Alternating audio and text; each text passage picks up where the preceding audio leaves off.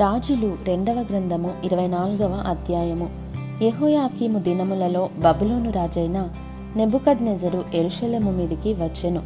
యెహోయాకీము అతనికి దాసుడై 3 ఏండ్ల సేవ చేసిన తర్వాత అతని మీద తిరుగుబాటు చేయగా, యెహోవా అతని మీదికిని తన సేవకులైన ప్రవక్తల ద్వారా తాను సెలవిచ్చిన మాట చొప్పున యూదా దేశమును నాశనము చేయుటకై దాని మీదికిని కల్దీయుల సైన్యములను, సిరియనుల సైన్యములను, మోయాబీయుల సైన్యములను, అమ్మోనీయుల సైన్యములను రప్పించెను. మనష్షే చేసిన క్రియలన్నిటిని బట్టియు అతడు నిరపరాధులను హతము చేయుటను బట్టియు యూదావారు యెహోవా సముఖము నుండి పారదొలబడినట్లుగా ఆయన ఆజ్ఞ వలన ఇది వారి మీదికి వచ్చెను. అతడు నిరపరాధుల రక్తముతో యెరూషలేమును నింపినందున అది క్షమించుటకు యెహోవాకు మనస్సు లేకపోయెను. యెహోయాకీము చేసిన ఇతర కార్యములను గూర్చియు అతడు జరిగించిన దానినంతటిని గూర్చియు యూదారాజుల వృత్తాంతముల గ్రంథమందు వ్రాయబడి ఉన్నది. యెహోయాకీము తన పితరులతో కూడా నిద్రించగా అతని కుమారుడైన యెహోయాకీను అతనికి మారుగా రాజాయెను. బబులోను రాజు ఐగుప్తు నదికిని యూఫ్రటీసు నదికిని మధ్య ఐగుప్తు రాజు వశముననున్న భూమి అంతటిని పట్టుకొనగా, ఐగుప్తు రాజు ఇక నెన్నటికిని తన దేశము విడిచి బయలుదేరుట మానెను. యెహోయాకీను ఏలనారంభించినప్పుడు 18 ఏండ్ల వాడై యెరూషలేమునందు 3 మాసములు ఏలెను. యెరూషలేము వాడైన ఎల్నాతాను కుమార్తెయగు నెహుష్తా అతని తల్లి.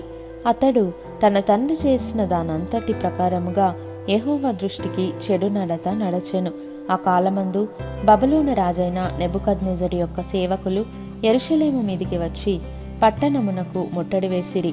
వారు పట్టణమునకు ముట్టడి వేయుచుండగా బబులోను రాజైన నెబుకద్నెజరు తానే దాని మీదికి వచ్చెను.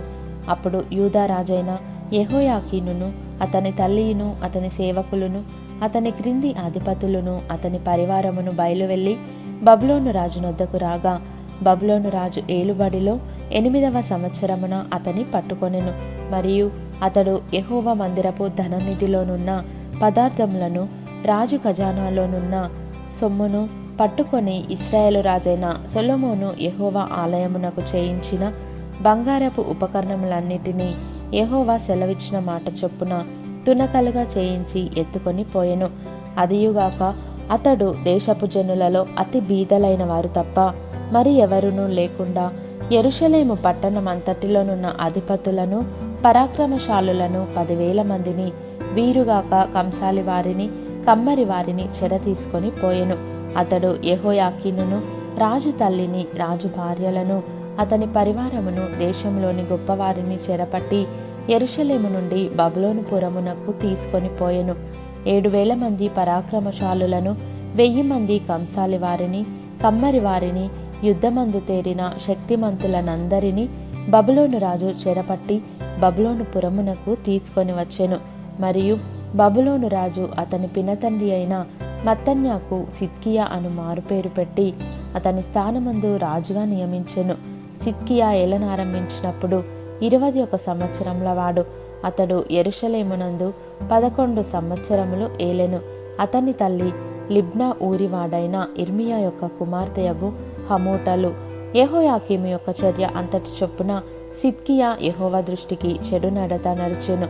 యూదా వారి మీదను, యెరూషలేము వారి మీదను యెహోవా తెచ్చుకొనిన కోపమును బట్టి తన సముఖములో నుండి వారిని తోలివేయుటకై బబులోను రాజు మీద సిద్కియా తిరుగబడెను.